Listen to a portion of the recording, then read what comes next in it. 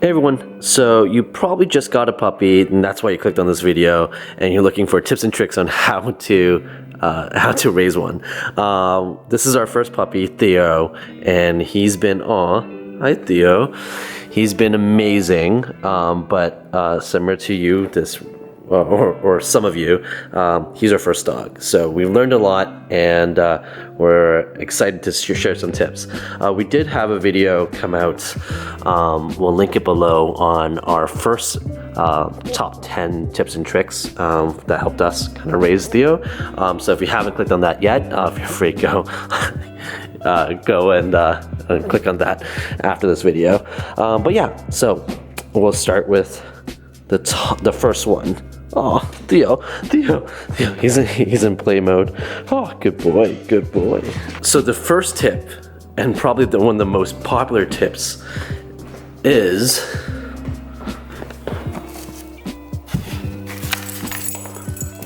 the first tip: pre-open all your poop bags. So for us,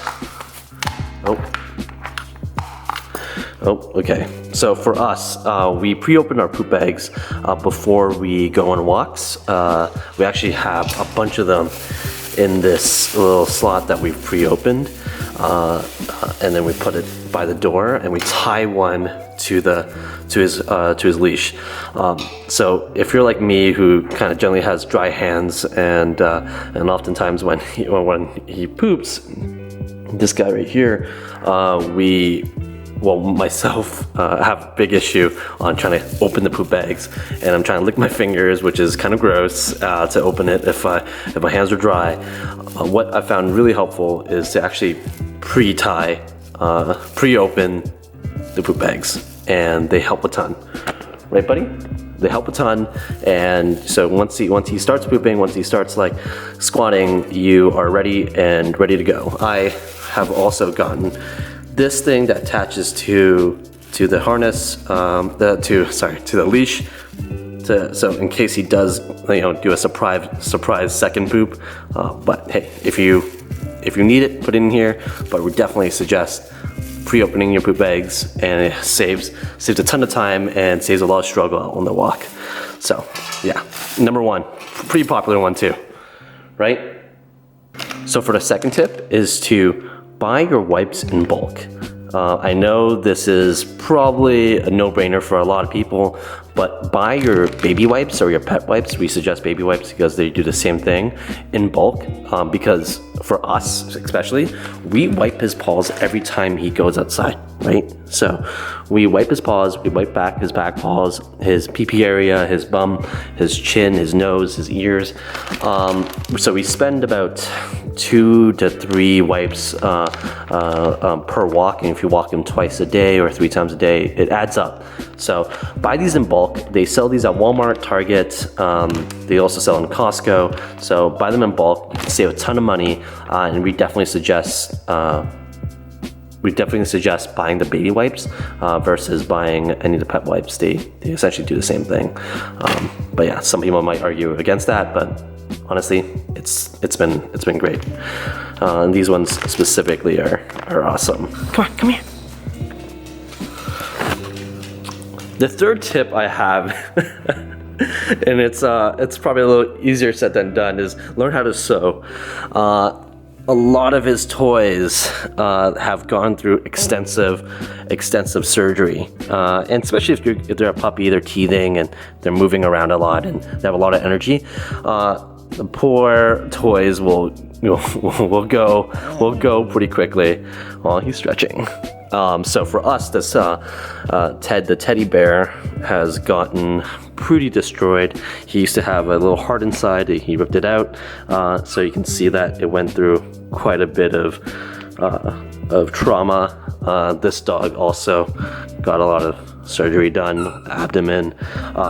This dog right here used to have 2 arms, and these are just towels that his grandma sewed onto. So so he has a second life, but he used to have 4 legs, not 2. So there's a ton of things there that you can do now that pizza is gonna get destroyed. Obviously, getting durable toys is awesome, but sometimes dogs don't like durable toys. They like the things to get ripped, especially if you're a puppy. They don't know any better. So learn how to sew. It's huge. Just Google YouTube how to do it. Go to the dollar store, get a sewing kit, and you'll be golden. And so you don't have to keep buying new toys. Learn how to sew. Another tip is to actually get a basket, preferably a cloth basket, but depends how much of a chewer your puppy is. Get a basket for all your toys. So in many ways that like it's their kind of like their library or their stash. So whenever they're finished on playing one toy, that they can go in and grab a toy themselves. A lot of times, if he's finished playing with these guys, we throw them back in, and then he's looking for something new. Either you can grab a new toy, or they'll actually go in and find it themselves. A lot of times they make a mess, but if you're patient, you can actually teach him to put it back. He never got a hang of that, so he never knows how to tidy up. But he knows how to go inside. Let's say he's aiming for this green ball, or he's feeling like this little toy right here. He'll stick his head in and actually grab it. So having a basket really helps with giving them autonomy and teaching them how to go and grab what they want. But it also gives them this the sense of like having a new toy and or like not seeing an old toy for a while and then kind of getting excited after seeing it. Because if you lay all the toys outside, they generally get bored. But if you kind of hide it, they don't see it for a while, they will actually go in and find it themselves. So a huge tip is just get a basket. You're probably going to buy a ton of toys, so just get a basket. Tip number 4. So for the next tip, I want to show you a great trick to save money, but also on toys, but also get your pup learning how to problem solve without spending a lot of your cash getting those dog brain toys, which we have a ton, but we actually found that this is the most helpful here. So what we do is that we take towels, like hand towels like these right here, take a piece of treat, wrap them diagonally so you can actually get a good piece going, and you stuff them, get another toy, and then we take another piece like this, wrap them. I wrap them pretty hard because now he knows how to get it.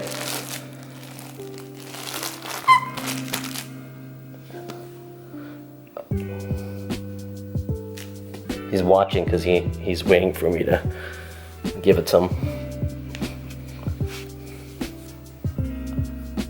You can tell him to sit if you want, but generally Theo's pretty patient.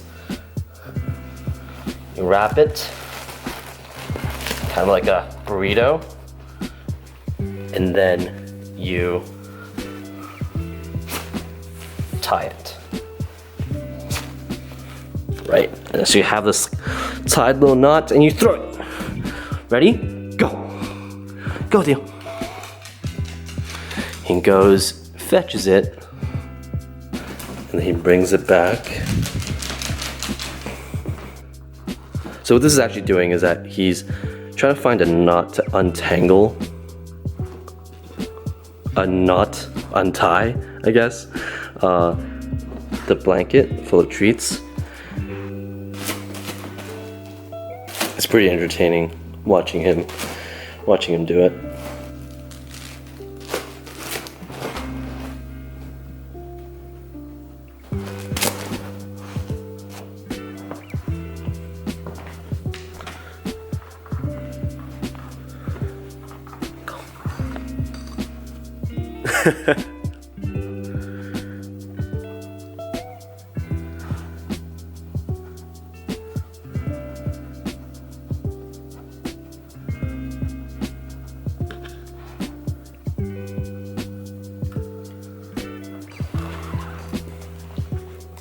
So another great tip that we've learned very early on, having Theo, is to cheer them on even when they're hurt or they're scared. And I think that was one of the biggest things that helped us kind of raise Theo to be like this cute fuzzball like he is now. Your dogs don't get hurt. Your dog's gonna learn how to go up the stairs, gonna go down the stairs. Your dog's gonna learn that they're not invincible. And a lot of times they're gonna be running around, they're gonna trip and fall, they're gonna bump into things, and they're gonna cry. That's just a thing that they're gonna learn. And one of the best and most important things to know as a dog owner, greatest tips or hacks, is that when your dog does learn that that it's going to hurt when they fall on the stairs, it's going to hurt when they slam onto a wall or bump into a chair, to really cheer them on. Just cheer them on. Have your voice really high up, like, "Good boy, Theo. It's okay," and really like show that it's okay to get hurt. It's okay to I guess cry, and let them know that that's okay, that you're there if they're scared, and it helps a lot. And if you're unlucky enough, and sometimes it's not a if, it's a when, if a dog attacks your dog or bites them by accident when they're playing and they cry, it's important to really cheer them on and know that you're there and it's okay. And he's a very docile dog, Theo, and so he's been chased by a few dogs before, and kind of have been bitten. And one of the scariest things is after your dog experiences something that traumatic, which is incredibly traumatic, obviously, is that they'll get scared of other dogs or other humans or being outside, and you don't want that. That just makes your life a billion times more difficult. So when it happens, just know that you just got to cheer them on and let them know that it's okay and that you're there for them, and that it's not normal, and but you're there, and keep them happy. So really cheer them on. Things are going to happen, bad things are going to happen, but keep your voice high, keep your energy high, so they don't get scared. They really feed off your emotions. The next tip, which is really important, is actually know where to scratch your dog. We've learned that for Theo, he has two spots that he loves, which is behind the ear, which is pretty common for dogs, right here behind. So right where they can't scratch it, he loves it. He's actually pushing his head on my hand, and also right between his legs, right on this side, right, buddy? So really figure out where your dog has his sweet spots, and just give it to him. Just give it to him, and he'll love you forever, and they'll love you forever. And so we figured out that, like, here, it's right here, he loves it. Right here, he loves it. Right here, he loves it. Also watch for them. They're going to use their tongue, they're going to use their feet to scratch, and then just give them just a little bit of assistance, and it goes a long way, and you figure out where your dog's sweet spots are, so you can get them happy and get them loving life. That's a great tip right there. Right, buddy? Another great tip is that you're bound to leave your dog alone sometimes, even if you're working from home. And it's probably going to be one of those things that is going to hurt. It's going to hurt your heart. You're going to feel bad. You're going to feel sad. Hey, that's the same thing with me. I work from home, and Theo generally is a Velcro dog, so he stays by my side. He follows me everywhere, which is a big deal. And when you leave, obviously, you probably have heard, like, if you leave them, when you come back, don't celebrate, don't make it feel like a big deal, and all that jazz. But one thing that really helped when we left Theo alone, and when we went grocery shopping or did errands and stuff, so left him alone for like 30 minutes, an hour, 2 hours, etc., is to take old pieces of your clothing, or not even old pieces, just pieces of clothing that you've worn recently that has your scent on it, maybe something that you slept with, or a shirt that you worked out with and you didn't want to put in a washer just yet. Put it beside them, put it at their spot where they're laying down, and so they can at least smell you while they're waiting for you at home. So like that was a huge game changer for us. He stopped pooping on the floor. He stopped biting things very early on when he was a puppy. It gives them, even though it gives them a sense that they're not tricked that they think you're home, but because their smell is a big deal to how they operate and sense the world. That as long as they're smelling you, they maybe feel a little bit of comfort, and it settles them down a bit. So what I do is that if I know that I'm going to be out for a while and there's nobody going to be home, there's nobody that's going to be home, then I will sleep in a shirt for a night, or I go work out a bit, and then or give my socks to him. A little smelly and a little gross, but then he's able to smell me, and I think that helps a lot with his anxiety, which we all kind of do, and probably a lot of our dogs will have, but that helps. So on the same topic of leaving your dog at home, I'll put a picture up here. I have a Wise 360-degree camera that I use when I leave Theo alone. Essentially, it's this camera, a smart camera that you could use the Wise app to look around. They also have like a bunch of other cameras as well, and sensors that you can use to monitor your dog while you're home. I know there's these things that you probably have been marketed to called Furbo and stuff like that feeds your dog treats while you're out, and you can control it, etc. But those are pretty expensive. The Wise 360-degree camera is essentially what it is, and it's an indoor smart security camera that you can leave, and it monitors your room. For me, I use it for his bed or by the window where he usually lays down, and so when I'm out, and he's like looking outside the window and wandering around, this 360-degree camera follows him, and so it gives me a little bit of assurance that he's doing okay, but also that like I know that if anything happens, anything's wrong, I can see what he's doing and kind of react on time. They're not expensive. They're about $40-50 each. So I'll leave a link below. Get yourself a smart camera, and so when you're about to go outside and you want to see what he's doing, you can just set this one up, plug it in, and then you can see what's going on all the way in wherever you are, and monitor him and see how he's doing. So like really awesome to have a 360-degree camera you can track him with. So, or maybe that's just me. That was a game changer. Oh, he senses someone's home.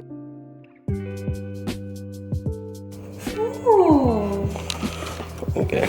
Anyways, so that is our top tricks for raising a puppy. If you have any questions, feel free to reach out, comment below. It's not easy raising a pup, especially if they're your first, but trust me, it gets better. I love Theo, and our family loves Theo, and there's such a joy to have around. He's my best friend. We spend a lot of time together, and he taught me a lot about life, about patience. So it might be hard at first, but you guys got it. It's 100% worth. But take your time. If you have any questions, comment below. I'll answer as much as I can. He's a golden doodle, and he's about 28 pounds, so if you're wondering. And we recently shaved him for the summer. But yeah, have a good one. Good luck with your pups. Let me know if you have any questions. Peace. High five to you. High five to you. Okay, never mind.